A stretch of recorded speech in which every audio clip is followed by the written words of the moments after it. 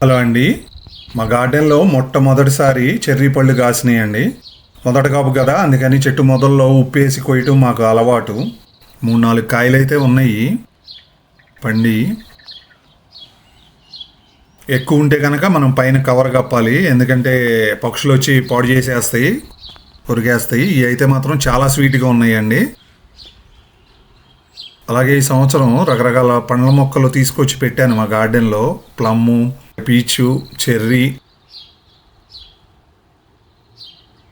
ఇంకా ఫిగ్గు. ఈ మూడైతే ఆకులు బాగా వచ్చినాయి. మొదట్లో చూస్తే మాత్రం ఇలా మోడు లాగానే ఉంది, కానీ ఫిగ్గుకు మాత్రం అసలు ఒక్క ఆకు కూడా రాలేదు. పైన గిల్లి చూశాను, ఇంకా పచ్చి అయితే ఉంది. అలాగే దానిమ్మ కూడా చెట్టు నిండా పువ్వు వచ్చింది. ఇప్పటివరకు ఒక్కాయే కాసింది. ఈ సంవత్సరం బాగా వస్తుంది అనుకుంటున్నాను.